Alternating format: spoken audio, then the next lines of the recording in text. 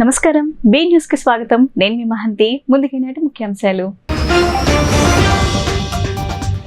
విదేశీ పర్యటన ముగించుకొని 15 రోజుల అనంతరం రాష్ట్రానికి తిరిగి వచ్చిన సీఎం జగన్ సీఎం కు స్వాగతం పలికిన వైకాపా నేతలు జూన్ 4న కౌంటింగ్ నేపథ్యంలో తీసుకోవాల్సిన జాగ్రత్తలపై టీడీపీ శ్రేణులకు పలు సూచనలు చేసిన ఆ పార్టీ అధినేత చంద్రబాబు ఫలితాల సందర్భంగా అవాంఛనీయ ఘటనలు చోటు చేసుకునే అవకాశం ఉందన్న చంద్రబాబు కౌంటింగ్ కు ముందే టీడీపీ అభ్యర్థులందరూ తమ నియోజకవర్గాలకు చేరుకోవాలని స్పష్టీకరణ రాజ్భవన్ లో గవర్నర్ ను కలిసిన బీజేపీ నేతలు రాష్ట్ర ఆర్థిక పరిస్థితిపై వివరాలు కోరుతూ గవర్నర్ కు 13 అంశాలతో వినతి పత్రం అందించినట్టు ఏపీ బీజేపీ చీఫ్ పురంధేశ్వరి వెల్లడి సీనియర్ ఐపీఎస్ అధికారి ప్రింటింగ్ అండ్ స్టేషనరీ డీసీగా పదవీ విరమణ చేసిన ఏబీ వెంకటేశ్వరరావు అభిమానులు ఉద్యోగులు భారీగా తరలివచ్చి ఏబీవీకి ఘనంగా వీడ్కోలు పలికిన వైనం పోలీస్ యూనిఫామ్ తో ఉన్న ఏబీవీ ఫోటోపై ఫైటర్ అని రాసిన ప్లకార్డుల ప్రదర్శన విదేశీ పర్యటన ముగించుకుని సీఎం జగన్ భారతీ దంపతులు రాష్ట్రానికి వచ్చారు. నిన్న రాత్రి వారు లండన్ నుంచి తిరిగి ప్రయాణమయ్యారు. ఈ రోజు ఉదయం గన్నవరం విమానాశ్రయానికి వారు చేరుకున్నారు. కాగా ఎన్నికలతో బిజీగా గడిపిన జగన్ ఈ నెల 17న లండన్ పర్యటనకు వెళ్లి వచ్చారు. అక్కడి నుంచి కుమార్తెలతో కలిసి ఫ్రాన్స్, స్విట్జర్లాండ్ లో ఆయన పర్యటించారు. 15 రోజుల అనంతరం రాష్ట్రానికి తిరిగి వచ్చారు. ఏపీ టీడీపీ నేతలు హైదరాబాద్ లో తమ పార్టీ అధినేత చంద్రబాబును కలిశారు. చినరాజప్ప, అఖిలప్రియ, ప్రభాకర్ చౌదరి, నాగుల్ మీరా, రామాంజనేయులు తదితరులు చంద్రబాబు నివాసానికి వెళ్లారు. ఈ సందర్భంగా చంద్రబాబు వారితో పలు అంశాలపై చర్చించారు. పోలింగ్ ట్రైన్ జూన్ 4న ఓటింగ్ నేపథ్యంలో తీసుకోవాల్సిన జాగ్రత్తలపై చంద్రబాబు పలు సూచనలు చేశారు. ఫలితాల సందర్భంగా అవాంఛనీయ ఘటనలు చోటు చేసుకునే అవకాశం ఉందని కౌంటింగ్ కు ముందే టీడీపీ అభ్యర్థులందరూ తమ నియోజకవర్గాలకు చేరుకోవాలని చంద్రబాబు స్పష్టం చేశారు. రాష్ట్రంలో నెలకొన్న పరిస్థితుల దృష్ట్యా సమస్యాత్మక నియోజకవర్గాల అభ్యర్థులు అప్రమత్తంగా ఉండాలని దిశానిర్దేశం చేశారు. అంతకుముందు పార్టీ శ్రేణులను ఉద్దేశించి చంద్రబాబు టెలికాన్ఫరెన్స్ నిర్వహించారు. కూటమి విజయంలో సందేహాలు అవసరం లేదని, అలాగని శ్రేణులు ఉదాసీనంగా ఉండరాదని అన్నారు. కౌంటింగ్ సమయంలో టెన్షన్ పడొద్దని, ఎవరు తొందరపాటు చర్యలకు దిగొద్దని చంద్రబాబు స్పష్టం చేశారు. రాష్ట్ర ఆర్థిక పరిస్థితిపై వివరాలు కోరుతూ గవర్నర్ కు 13 అంశాలతో వినతి పత్రం అందించినట్టు ఏపీ బీజేపీ చీఫ్ పురంధేశ్వరి వెల్లడించారు. కార్పొరేషన్లు ఏర్పాటు చేసి అడ్డగోలుగా అప్పులు తెచ్చారని పురంధేశ్వరి వైసీపీ ప్రభుత్వంపై ధ్వజమెత్తారు. కార్పొరేషన్లు వారీగా చేసిన అప్పులు, కాంట్రాక్టర్లకు చెల్లించాల్సిన బిల్లుల వివరాలు తెలిపేలా చర్యలు తీసుకోవాలని గవర్నర్ ను కోరామని ఆమె తెలిపారు. AP BJP chief Purandeswari Raj Bhavan లో గవర్నర్ అబ్దుల్ నజీర్ ను కలిసి వినతి పత్రం అందజేశారు. అనంతరం ఆమె మీడియాతో మాట్లాడుతూ రాష్ట్ర ఆర్థిక పరిస్థితిపై వివరాలు కోరుతూ గవర్నర్ కు 13 అంశాలతో వినతి పత్రం అందించినట్టు వెల్లడించారు. కార్పొరేషన్లు ఏర్పాటు చేసి అడ్డగోలుగా అప్పులు తెచ్చారని పురంధేశ్వరి వైసీపీ ప్రభుత్వంపై ధ్వజమెత్తారు. పనులు పూర్తి చేసిన కాంట్రాక్టర్లకు బిల్లులు చెల్లించలేదని ఆరోపించారు. కేంద్ర గ్రామీణాభివృద్ధి పథకం కింద వచ్చిన నిధులను దారి మళ్లించారని అన్నారు. గ్రామాల్లో పనులు చేసిన సర్పంచ్లకు బిల్లులు చెల్లించలేదని తెలిపారు. ఆఖరికి మద్యం అమ్మకాలపై భవిష్యత్తులో వచ్చే ఆదాయాన్ని కూడా చూపి అప్పులు చేశారని పురంధేశ్వరి ఆరోపించారు. కార్పొరేషన్ల వారీగా చేసిన అప్పులు, కాంట్రాక్టర్లకు చెల్లించాల్సిన బిల్లుల వివరాలు తెలిపేలా చర్యలు తీసుకోవాలని గవర్నర్ ను కోరామని వెల్లడించారు. అక్రమ సస్పెన్షన్ పై సుదీర్ఘంగా న్యాయ పోరాటం చేసి విజయం సాధించిన సీనియర్ ఐపీఎస్ అధికారి ఏబీ వెంకటేశ్వరరావు సగర్వంగా బాధ్యతల నుంచి తప్పుకున్నారు. అభిమానులు, ఉద్యోగులు భారీగా తరలివచ్చి ఆయనకు ఘనంగా వీడ్కోలు పలికారు. ఐఏఎస్ అధికారిగా ఆయన చేసిన సేవలు, ధైర్య సాహసాలను పలువురు కొనియాడారు. సర్వీస్ లో చివరి రోజైన శుక్రవారం విజయవాడ ముత్యాలంపాడులోని ప్రింటింగ్ అండ్ స్టేషనరీ ప్రాంతీయ కార్యాలయంలో బాధ్యతలు చేపట్టిన ఏబీవీ సాయంత్రానికే పదవీ విరమణ చేశారు. పోలీస్ శాఖలో డైరెక్టర్ జనరల్ హోదాలో ఉన్న ఏబీ వెంకటేశ్వరరావు డీజీపీ కాకుండానే రిటైర్ అయ్యారు. ఆయన అభిమానులు, ఉద్యోగులు భారీగా తరలివచ్చి ఘనంగా వీడ్కోలు పలికారు.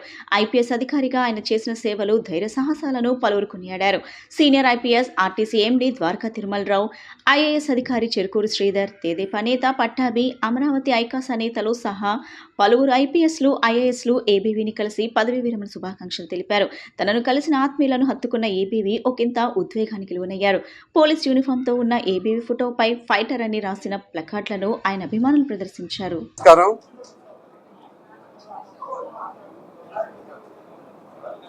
నేను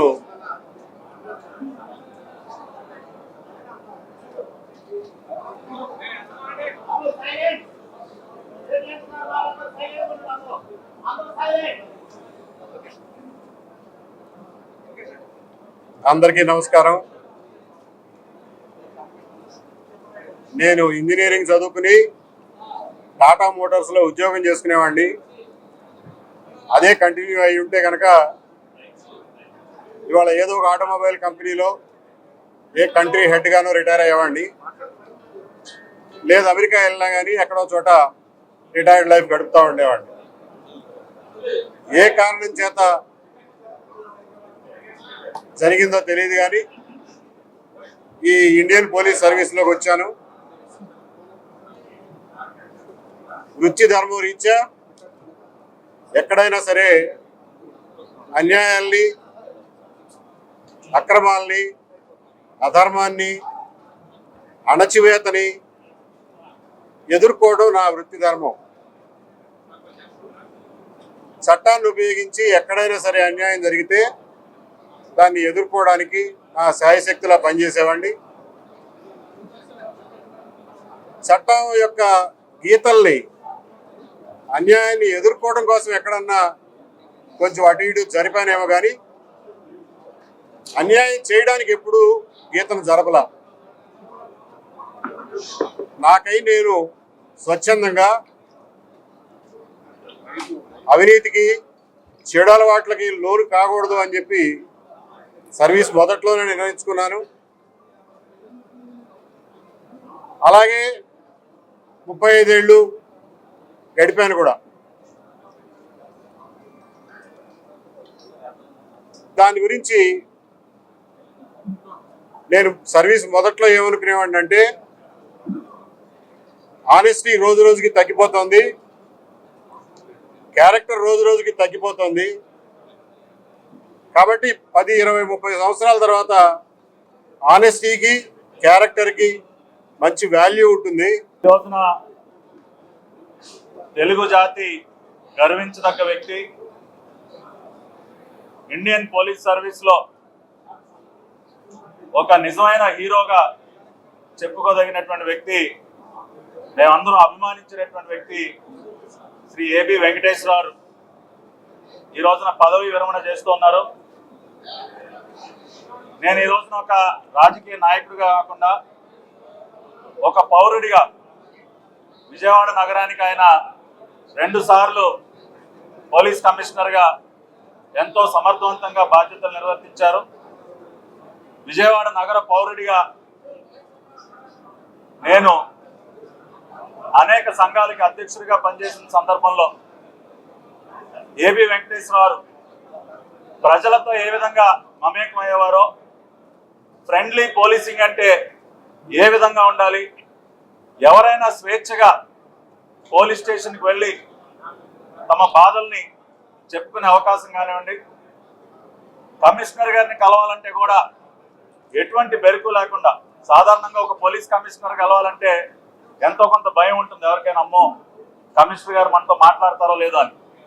కానీ ఆయన 2 సార్లు విజయవాడ సిపిగా ఉన్నప్పుడు స్వేచ్ఛగా ఎవరైనా సరే ఆయన దగ్గరికి వెళ్ళి వాళ్ళ కష్టాలు చెప్పుకునేటువంటి అవకాశాన్ని కల్పించి నిజమైనటువంటి ఫ్రెండ్లీ పోలీసింగ్ ఏ విధంగా ఉంటుందో సమాజానికి తెలియజెప్పినటువంటి వ్యక్తి శ్రీ ఏబి వెంకటేశ్వరరావు. ఈసీఐ మార్గదర్శకాలకు అనుగుణంగా పోస్టల్ బ్యాలెట్ల ఓట్ల లెక్కింపు చేపట్టేందుకు అధికారులు, సిబ్బంది పూర్తిస్థాయి అవగాహన పెంపొందించుకోవాలని జిల్లా ఎన్నికల అధికారి కలెక్టర్ ఎస్ ఢిల్లీరావు సూచించారు. పోస్టల్ బ్యాలెట్ల ఓట్ల లెక్కింపు ప్రక్రియ ఎలాంటి పొరపాట్లకు తావు లేకుండా సజావుగా సాగేందుకు నోవా, నిమ్రా కళాశాలలో ప్రత్యేకంగా ఏర్పాట్లు చేశామని, అధికారులు, సిబ్బందికి నాణ్యతతో ఇస్తున్న శిక్షణ కార్యక్రమాలను సద్వినియోగం చేసుకోవాలని పేర్కొన్నారు. కలెక్టరేట్ శ్రీ పింగళి వెంకయ్య సమావేశ మందిరంలో కలెక్టర్ ఢిల్లీరావు నేతృత్వంలో పోస్టల్ బ్యాలెట్ కౌంటింగ్ అధికారులు, సిబ్బందికి శిక్షణ కార్యక్రమం జరిగింది. ఈ శిక్షణ కార్యక్రమంలో కలెక్టర్ ఢిల్లీరావు పోస్టల్ బ్యాలెట్ల ఓట్ల లెక్కింపునకు సంబంధించిన ప్రతి దశలో అనుసరించాల్సిన విధానాలను వివరించారు. ఈ సందర్భంగా కలెక్టర్ ఢిల్లీరావు మాట్లాడుతూ, పోస్టల్ బ్యాలెట్ ఓట్ల లెక్కింపు ప్రక్రియ ఎలాంటి పొరపాట్లకు తావు లేకుండా సజావుగా సాగేందుకు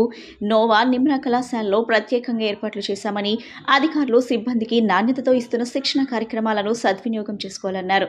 voter facilitation centre, postal voter centre, home voting, electronical transmitted postal ballot system ద్వారా వచ్చిన పోస్టల్ బ్యాలెట్ల ఓట్ల లెక్కింపును అత్యంత పారదర్శకంగా నిర్వహించాలని, రౌండ్ల వారీగా ఓట్ల లెక్కింపులో వేగంతో పాటు ఖచ్చితత్వం అత్యంత ప్రమాదం.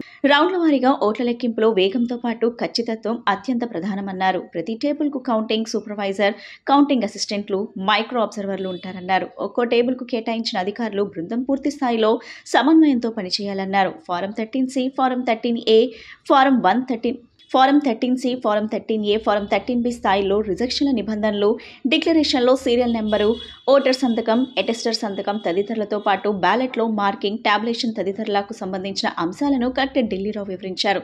50 చొప్పున ఉన్న పోస్టల్ బ్యాలెట్ల కట్టలను వేరు చేసి సజావుగా లెక్కించే విధానాన్ని ప్రాక్టికల్గా వివరించారు. శిక్షణ కార్యక్రమంలో DRO V Srinivasarao, postal ballot nodal అధికారి K Srinivasarao, deputy transport commissioner M Purendra, ఎన్నికల సిబ్బంది నోడల్ అధికారి M Rajanikumari, collectorate AO Ch Nagalakshmi, ఎన్నికల సెల్ సూపరింటెండెంట్ ఎం దుర్గాప్రసాద్ తదితరులు హాజరయ్యారు. ఈ ప్రాసెస్ కూడా సక్రమంగా నడుపుతుంటే మనం ఈ ఇన్నింగ్స్ నుంచి కూడా హ్యాపీగా బయటపడటానికి ఏదో మంచి సెషన్ కింద భావిస్తూ ఉన్నాం సార్. దట్టు మనకి 24 hours మనతో అంటే కలెక్టర్ గారితో మమేకమై పనిచేసే కలెక్టరేట్ స్టాఫ్ అందరం కూడా దీని మీద పూర్తి స్థాయి ట్రైనింగ్ ఇచ్చేసి వాళ్ళ సేవలు తీసుకోవచ్చు అనేది ఒక సంకల్పం కింద మీ పర్మిషన్ తీసుకొని ఈరోజు ట్రైనింగ్ అనేది నడుపుకుంటూ ఉన్నాం సార్. ఇందులో భాగంగా మనకి ఏఆర్ఓస్ ఉన్నారు సార్. రీసెంట్గా అడిషనల్ ఆర్ఓస్ కింద కొంతమంది పోస్టల్ బ్యాలెట్ పీసీ విజయవాడకి టేబుల్ ఇన్ఛార్జ్ కింద కానీ లేదంటే ఒక్కొక్క టేబుల్కి ఒక్కొక్క ఏఆర్ఓ కింద కానీ మనం పెట్టుకొని అపాయింట్ చేస్తున్నారు సార్. తప్పుడు వాళ్ళు కూడా లాస్ట్ 2 days నుంచి డిఆర్ఓ గారి ఆధ్వర్యంలో థియరిటికల్గా ప్రాక్టికల్గా కూడా ట్రైనింగ్ ఇచ్చున్నాం సార్. వాళ్ళు కూడా బాగా ట్రైన్ అయి ఉన్నారు ఈ 2 daysలో. ఈరోజు ఉదయం కూడా సార్ మళ్ళీ మీ ముందు చెప్పడానికి ఈటీపీపీఎస్ ద్వారా కూడా వాళ్ళకి అందరూ ట్రైనింగ్ ఇప్పించడం జరిగింది సార్. ఈటీపీపీఎస్లో కూడా వాళ్ళు తరగగా ఉండాలి. ఏఆర్ఓ ఏ టేబుల్కి వెళ్తారో తెలియదు కాబట్టి వచ్చిన 14 మందిని కూడా దీని మీద పోస్టల్ బ్యాలెట్ మీద ఈటీపీపీఎస్ మీద కూడా ట్రైనింగ్ ఇచ్చుకోవడం జరిగింది సార్. అదేవిధంగా ఫైనల్ చేస్తారు కదా అడిషనల్ ఏఆర్ఓస్ ఎవరు ఏ టేబుల్ అనే దాని మీద క్లారిటీ వచ్చేసింది కదా అడిషనల్ ఏఆర్ఓ.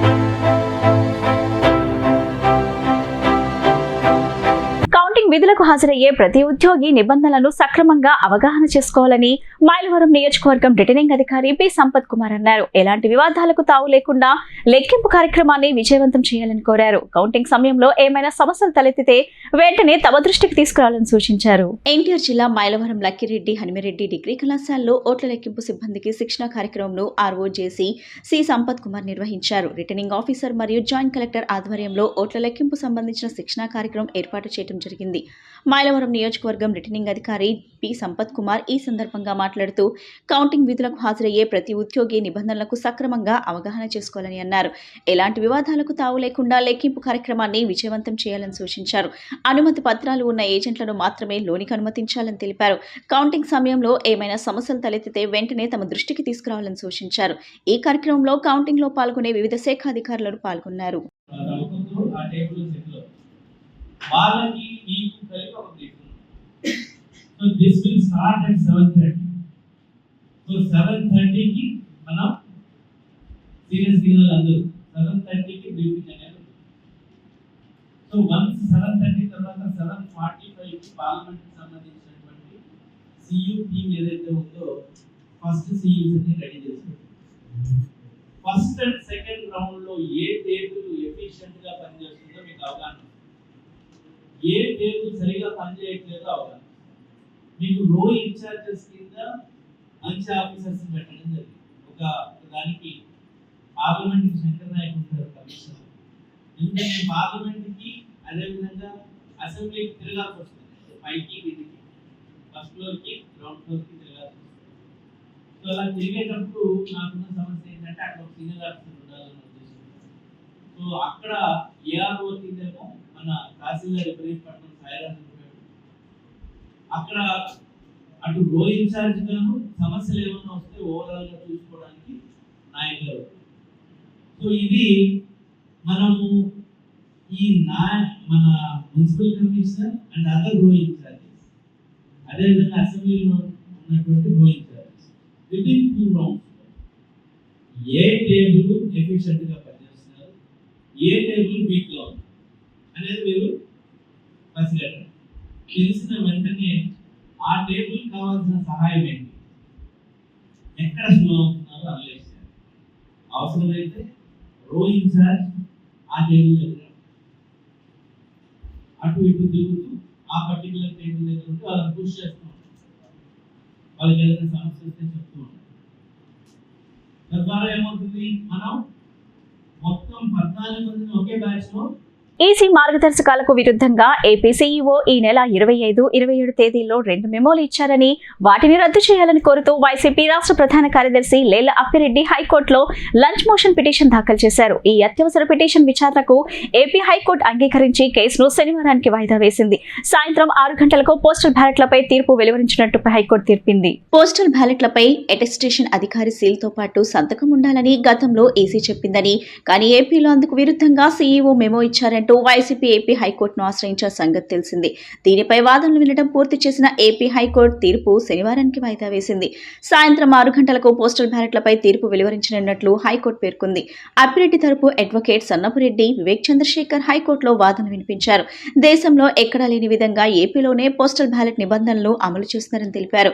ఫారం 13A పై అటెస్టేషన్ అధికారి సంతకం ఉంటే సరిపోతుందని, హోదా వివరాలు చేతితో రాసినా ఆమోదించాలని ఈసీ పేర్కొందని, కానీ అటెస్టేషన్ అధికారి సంతకం ఉంటే చాలని, స్టాంపు లేకపోయినా, హోదా వివరాలు చేతితో రాయకపోయినా ఆ పోస్టల్ బ్యాలెట్లు ఆమోదించాలని ఏపీ సీఈఓ మెమోలు జారీ చేశారని ఆరోపించారు. ఈసీ నిబంధనలకు తూట్లు పొడుస్తూ ఏపీ సీఈఓ ఇచ్చిన ఈ సడలింపును రద్దు చేయాలని, ఈసీ గత ఏడాది జులైలో ఇచ్చిన మార్గదర్శకాలను ఖచ్చితంగా అమలు చేసేలా చూడాలని పిటిషనర్ తరపు న్యాయవాది కోర్టుకు విజ్ఞప్తి చేశారు. అటు ఎన్నికల సంఘం తరపున సీనియర్ అడ్వకేట్ అవినాష్ దేశాయ్ వాదనలు వినిపించారు.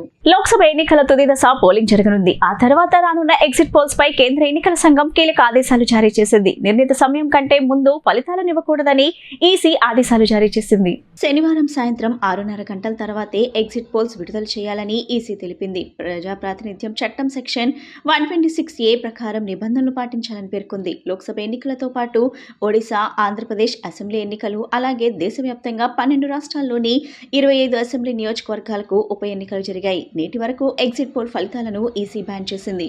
పూర్తి స్థాయిలో పోలింగ్ ముగిసిన తర్వాతే అంచనాలను వెల్లడించాలని పేర్కొంది. రికార్డు స్థాయిలో దుర్గగుడి ఆదాయం వివిధ టికెట్ల రూపంలో మొత్తం 38,53,644 ఆదాయం సమకూరింది.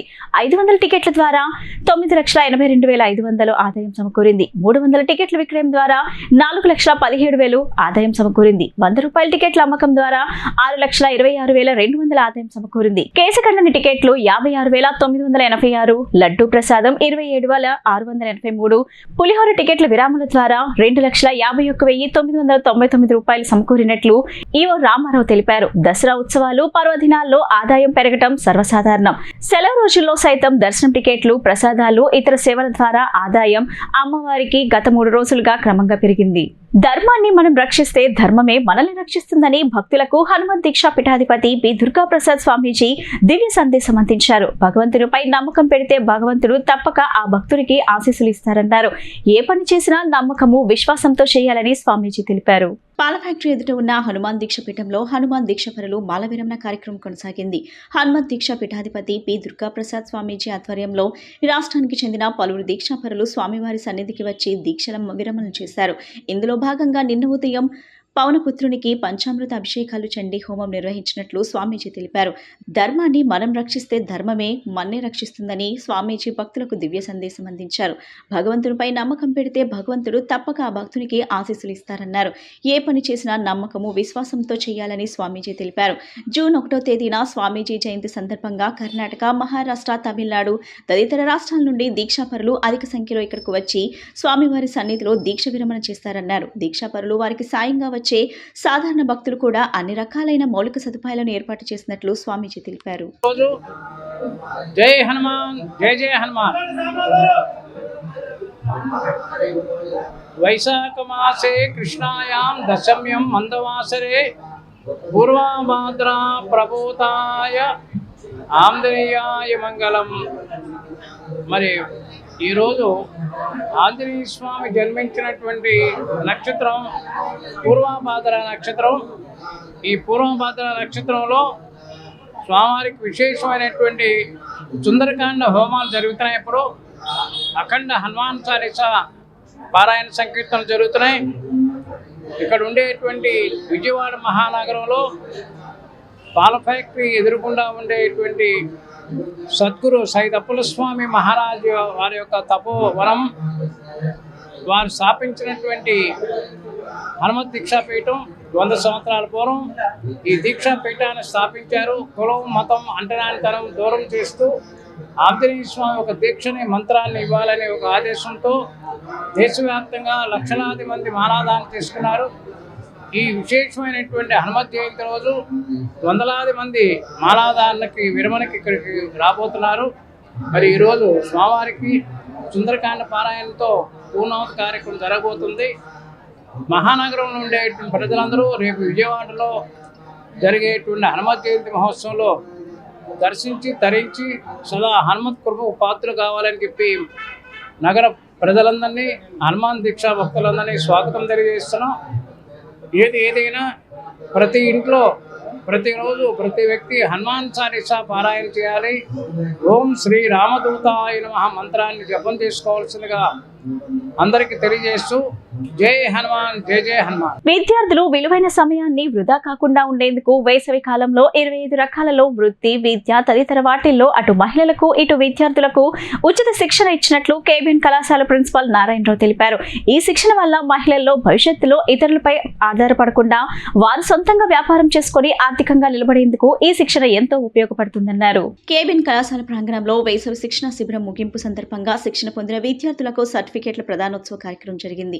కేబిఎన్ కళాశాల కమిటీ అధ్యక్షుడు ఉసిరిక ఉమామహేశ్వరరావు జ్యోతి ప్రజ్వలన చేసి ప్రారంభించారు. ఈ సందర్భంగా కేబిఎన్ ప్రిన్సిపాల్ నారాయణరావు మాట్లాడుతూ విద్యార్థులకు అదనంగా సర్టిఫికేట్లతో పాటు వారు నేర్చుకున్న వృత్తిలో నైపుణ్యం సంపాదించడంతో పాటు వారి ఆర్థిక అవసరాలను కూడా తీర్చే అవకాశం ఉంటుందన్నారు. కేబిఎన్ కళాశాల ప్రతి వేసవి కాలంలో ఈ శిక్షణ తరగతులను నిర్వహించడం వల్ల అనేక మంది విద్యార్థులు, మహిళలు ఆర్థిక లబ్ధి పొందారన్నారు. విద్యతో పాటు ఉపాధి అవకాశాలు కూడా కేబిఎన్ కళాశాల విద్యార్థులకు చూపుతుందన్నారు. 2500 మందికి సర్టిఫికేట్లు ప్రదానం చేశారు. మహిళలు, చిన్నారులు శిక్షణ శిబిరం ద్వారా పొందిన శిక్షణతో తయారు చేసిన వివిధ వస్తువులను తయారు చేసి ఎగ్జిబిషన్ ఏర్పాటు చేశారు. ఎగ్జిబిషన్ ఆహుతులను విశేషంగా ఆకర్షించింది. కళాశాల పూర్వ విద్యార్థుల సంఘ అధ్యక్షుడు జల్లూరి నాగ శ్రీనివాసరావు, కమిటీ సభ్యులు పాల్గొన్నారు.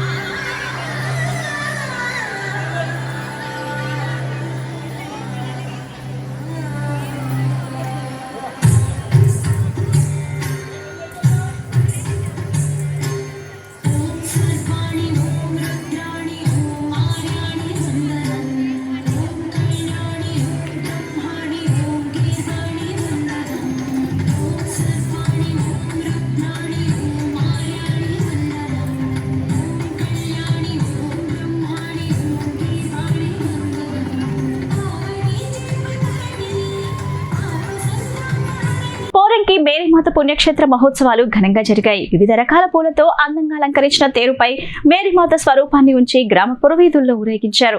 ఈ సందర్భంగా విశ్వాసులు కొబ్బరికాయలు కొట్టి ప్రత్యేక ప్రార్థన చేసి మొక్కులు చెల్లించుకున్నారు. పోరంకి మేరీమాత పుణ్యక్షేత్ర మహోత్సవాలు ఘనంగా నిర్వహించారు. 30 రోజుల పాటు అనుదిన జపమాల నిర్వహించి నిన్న పెద్ద ఎత్తున ఉత్సవాలు నిర్వహించారు. ఉత్సవాల సందర్భంగా చర్చ్ను సుందరంగా తీర్చిదిద్దారు. చర్చ్ ఎదురుగా కూరగాయలతో తయారు చేసిన వివిధ ఆకృతులు ప్రత్యేక ఆకర్షణగా నిలిచాయి. ఈ సందర్భంగా సాయంత్రం తేరు ఊరేగింపు నిర్వహించారు. వివిధ రకాల పూలతో అందంగా అలంకరించిన తేరుపై మేరీమాత స్వరూపాన్ని ఉంచి గ్రామ పురవీధుల్లో ఊరేగించారు. ఈ సందర్భంగా విశ్వాసులు కొబ్బరికాయలు కొట్టి ప్రత్యేక ప్రార్థనలు చేసి మొక్కులు చెల్లించుకున్నారు. అనంతరం సంఘం పెద్దలు చలమల సుధాకర్, దొడ్డ రమేష్ మాట్లాడుతూ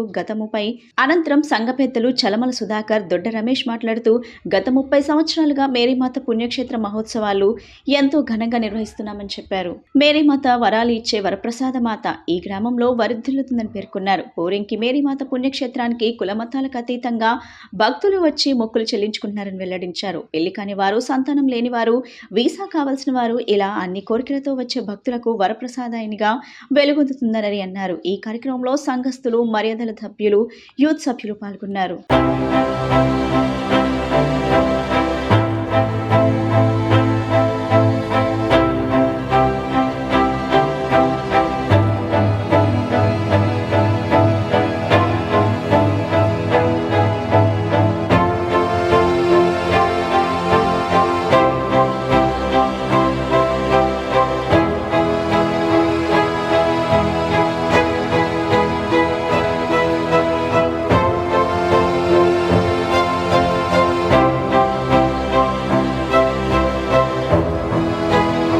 మరీమాత పండుగ శుభాకాంక్షలు. మరీమాత పూజిత మాత పండుగ శుభాకాంక్షలు. ఈ పారింకి మేరీమాత స్వరూపము గత 30 సంవత్సరాలుగా ఇక్కడ ప్రతిష్ఠించబడింది. అప్పుడు ఫాదర్ చిన్నప్ప గారి ఆధ్వర్యంలో ఇక్కడ ప్రతిష్ఠించబడింది. ఆ ప్రతిష్ఠించిన కాడి నుంచి మా గ్రామం దినదిన అభివృద్ధి చెందుకుంటూ ఇప్పుడు పారింకిలోనే ఒక ఉన్నత గ్రామంగా మా గ్రామం తయారైంది. ఇక్కడికి వచ్చి ప్రార్థించే మరీ తల్లి దగ్గరికి వచ్చి ప్రార్థించే వారి కుటుంబాలన్నీ ఆశీర్వదించబడ్డాయి. ఇక్కడ కేసరి కానీ, ఇటు హనుమాన్ జంక్షన్ కానీ, ఇటు బందర్ నుంచి కానీ చాలామంది ఇక్కడికి వచ్చి తల్లి ద్వారా మేలులు పొందామనేసి ఎంతోమంది వారి వారి పద్ధతుల ప్రకారము చీరలు అవి ఇచ్చి తల్లికి ఇచ్చి మాకు చాలా మేలులు తల్లి ద్వారా మేలులు పొందాము. మా పిల్లల చదువుల్లోనూ వీసా విషయంలోనూ చాలా విధంగా సహాయపడిందని ఉన్నాము. అదేవిధంగా ముస్లిమ్స్ కానీ, హిందువులు కానీ, హైందవ సహోదరులు కానీ కుల మతాల అతీతంగా మా ఇక్కడ మరీ తల్లి దగ్గరికి వచ్చి ఎంతోమంది ప్రార్థించుకొని ఆ తల్లి ద్వారా మేము మేలులు పొందామని చెప్పుకొని బాగా అభివృద్ధి పొందామని చెప్పుకుంటున్నారు. ఎంతోమంది వీసాలు వచ్చి విదేశాలకు వెళ్ళామని కూడా చెప్పుకుంటున్నారు. ఈ విధంగా ప్రతి సంవత్సరం 30వ తారీఖు నాడు, మే నెల 30వ తారీఖు మరీ తల్లి పూజిత మాసంగా మే నెల మొత్తం జపమాలు చెప్పించుకొని ఈ లాస్ట్లో ఈ పండుగ చేసుకుంటాము. లాస్ట్లో ఈ తల్లిని ఊరేగించుకుంటూ ఆమె నామాన్ని కనపరుచుకుంటూ దేవాదేవునికేను మరీ తల్లికి వందనాలు చెప్పుకుంటూ మేము ఈ తేరు ప్రదక్షిణ చేస్తూ ఉంటాము. ఈ తల్లి ద్వారా మేము చాలా అభివృద్ధి పొందామని మేమే కాదు, ఈ బందర్ రోడ్డు అంటే నేషనల్ హైవే జాతీయ రహదారిలో అటు ఇటు ప్రయాణం చేసే ప్రతి ఒక్కరూ తల్లి ద్వారా ఎన్నో మేలులు పొందామని చాలా మంది చెప్పుకుంటారు. అక్కడ చేసినటువంటి ప్రతి ఒక్క విశ్వాసికి కూడా మా యొక్క మేరీమాత పుణ్యక్షేత్ర మహోత్సవ శుభాకాంక్షలు తెలియజేసుకుంటున్నాము. ఈ యొక్క మే నెల అనగానే మాకు గుర్తొచ్చేది మరీ తల్లి పూజిత మాసం.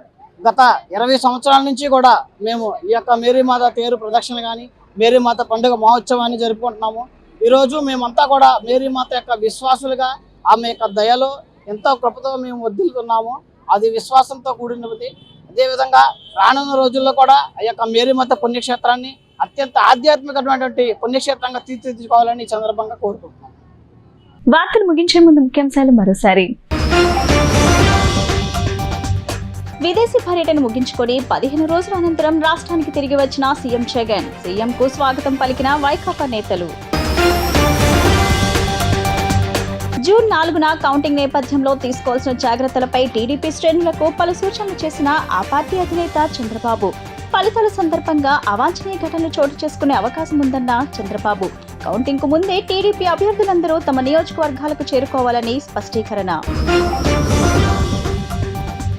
రాజ్భవన్ లో గవర్నర్ ను కలిసిన బీజేపీ నేతలు. రాష్ట్ర ఆర్థిక పరిస్థితిపై వివరాలు కోరుతూ గవర్నర్ కు 13 అంశాలతో వినతి పత్రం అందించినట్టు ఏపీ బీజేపీ చీఫ్ పురంధేశ్వరి వెల్లడి. సీనియర్ ఐపీఎస్ అధికారి, ప్రింటింగ్ అండ్ స్టేషనరీ డీసీగా పదవీ విరమణ చేసిన ఏబీ వెంకటేశ్వరరావు. అభిమానులు, ఉద్యోగులు భారీగా తరలివచ్చి ఏబీవీకి ఘనంగా వీడ్కోలు పలికిన వైనం. పోలీస్ యూనిఫామ్ తో ఉన్న ఏబీవీ ఫోటోపై ఫైటర్ అని రాసిన ప్లకార్డుల ప్రదర్శన. ఈ బులెటిన్ ఇంతటితో సమాప్తం. తిరిగి మరో బులెటిన్ కలుద్దాం. నమస్కారం.